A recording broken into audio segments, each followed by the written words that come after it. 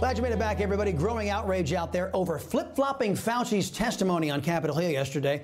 Kentucky Senator Rand Paul announcing he's sending a criminal referral to the Department of Justice to investigate Dr. Fauci over alleged lying to Congress. Joining me now to weigh in is North Carolina Congressman Madison Cawthorn. Congressman, always wonderful to see you. You know, most Americans agree that China must be held accountable for unleashing the deadly virus onto the world, but socialist Democrats are not likely to bring that accountability. As a matter of fact, they voted to stop that accountability today. But so long as they control the Department of Justice, left-wingers who break the law won't be held accountable either. Do you believe that Fauci lied to Congress, and do you support Senator Paul's actions to bring accountability to Dr. Fauci, perhaps for the first time in his career? Oh, absolutely, I do. When you look at the sworn testimony Dr. Fauci has given in front of the Senate multiple times, whether it was the testimony back in May or any of the subsequent testimonies, and then you see the things that he's starting to say now, it is very clear that he purposely lied to Congress. Are you telling me that he's unable to check his email? We all know he read those emails. He just didn't want to admit the truth because he's afraid of the consequences that may follow him when people find out that there truly was NIH funding for a militaristic research development of an animal virus to become more transmissible to humans done in China. Why are American tax dollars being used to fund military research for a foreign hostile nation? It's something that doesn't make any sense, and I believe Fauci needs to be held accountable. Oh, I believe so, too. As a matter of fact, he's on record in congressional testimony saying he trusted the communist Chinese scientists.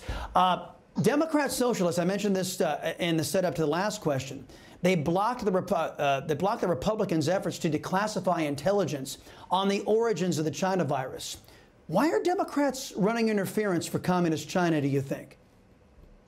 Well, one, I genuinely believe that a lot of these people love the idea of an authoritarian state, and that China is the best authoritarian state there is in the entire planet. They're the best at silencing voices. They are the absolute best at stripping people of their rights. They are the best at committing genocide, and that's what happens whenever you institute socialist policies or communist policies. You see it going on right now in Cuba. You see it going on in Venezuela. That's what these people want for America.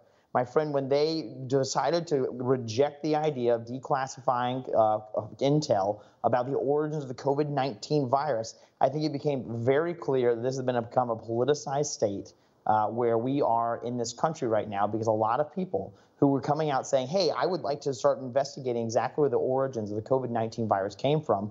Did it come from perhaps the COVID-19 research facility in Wuhan, China? But then you would have been labeled an absolute conspiracy theorist. You would have been stripped of your platform on social media. You would have been made a mockery of. People would have put memes up of you wearing a tin hat. But now we see right now that it's become very clear this is exactly where the origins come from. All the evidence is starting to point there, but Democrats are trying to hide the truth from the American people. What a contrast between Donald Trump's Republican Party, America First, and Joe Biden's Democrat Socialist Party, China First. Leader McCarthy, by the way, yanking all GOP picks for this so-called January 6th partisan witch hunt after Speaker Nancy Pelosi stole the voice of the party by rejecting Congressman Jim Jordan and Jim Banks from serving on that panel. Now, these men, very effective and determined to investigate all violence perpetrated by riots in 2020. Hasn't Pelosi just revealed that this whole process really is political and designed to further divide the country by her getting rid of the GOP's most effective advocates? Oh, absolutely. It became very clear when she took Jim Banks, the leader of the Republican Study Committee, off of this select committee that she had for the January 6th Commission. I will tell you right now, aside from Mike Johnson, Jim Banks is probably the most kind and honest man I have ever met in my entire life. And let me tell you, Chris, that terrifies Nancy Pelosi. She is terrified of people who are going to speak truth. She is terrified of moral leaders who will say, no matter what you blackmail me with, no matter what kind of leverage you try and hold over me, I will report the truth to the American people. I will make sure that you are held accountable for what you have done. I will make it very clear that there has been an incredible amount of political violence perpetrated by the left. But now the left only wants to focus on a single day of violence that happened on January 6th. It's wrong, and it's become very clear this is a partisan witch hunt. You know, I will actually tell you right now, being here in Washington, D.C., I know for a fact that Nancy Pelosi has admitted to Kevin McCarthy that at no point has a speaker ever denied minority leaders' picks for a select committee until right now. This is an absolute abuse of power. She should not be in her position right now, and this is stripping the rights of the American people to have their voice heard here in Washington, D.C. No kidding. Joe Biden, in the meantime, he's lost control over the pandemic. Illegal border crossings surpassing 1 million so far this year. Many are coming from low vaccinated countries. China virus cases among illegal aliens at the border surging 900%, according to new reports. China virus cases on the rise all over the country, as a matter of fact. Shouldn't the Republican Party hold Biden accountable for putting America in reverse when it comes to the China virus? You know, I would love to have a congressional inquiry to understand exactly what Joe Biden's reasoning is, but unfortunately, I don't think he can find his way to Congress. I'm talking from a very objective standpoint here. You know, I think we should indict Jill Biden, and I'm not saying indict in terms of criminal, but I'm saying that we should call her out for being so cruel to her husband. The man is clearly mentally unstable. He's having some form of degradation of his mind, and they are putting him up here to be assaulted by the greatest debaters the country has to go against him. And right now, his mind simply cannot handle it. So, Chris, you know, as much as I'd love to question Joe Biden, I really want to question whoever is really calling the shots right now, because I don't think Congress or the American people truly know who's behind the scenes pulling the strings of Joe Biden. Right there with you, man. Congressman, you just came back from speaking at Turning Point USA in Tampa, Florida last weekend, where you got to meet, we call her producer pants here, my senior producer, Mariana, and her sister, Stephanie. Our producers, big fans of yours, and we got pictures up there that you guys took together. How important is the work that Turning Point is doing for the next generation? Well, you know what? I did get to meet your producer, her sister. They got to meet my wife. We had an incredible time hanging out and having a really good time. But you know what? I'm actually going to talk about this from really a Generation Z perspective. I'll tell you what Charlie Kirk and Turning Point USA are doing right now is they are making conservatism cool.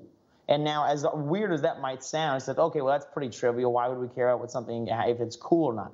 Understand that we live in an era, in a generation right now with social media where social pressures are incredibly difficult to go up against, specifically for young people who are just trying to fit in, trying to find their way in the world. They don't want to face a lot of criticism and a lot of backlash. But right now, until Charlie Kirk and Turning Point USA really started to normalize conservatism, normal family values, and our liberties here in America, really it was only the left who was getting their narrative out.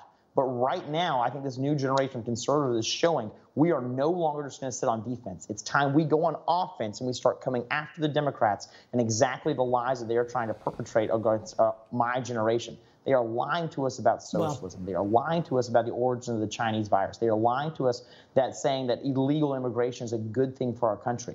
They are saddling future generations with debt. But right now, Charlie Kirk and Turning Point USA, myself and my entire generation, we are coming with a vengeance. We are going to bring liberty and a constitutional republic roaring back. I promise you that.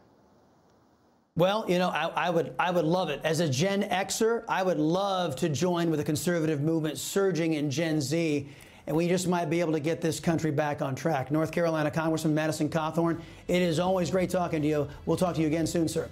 Hey, I'm Rob Finnerty. Thanks for watching. If you enjoyed this video, please join the conversation in the comments below. Don't forget to subscribe, too. Hit the bell icon to be alerted to breaking news. And remember, there's a whole lot more on Newsmax TV, America's fastest growing cable news network. Newsmax TV, we're real news for real people.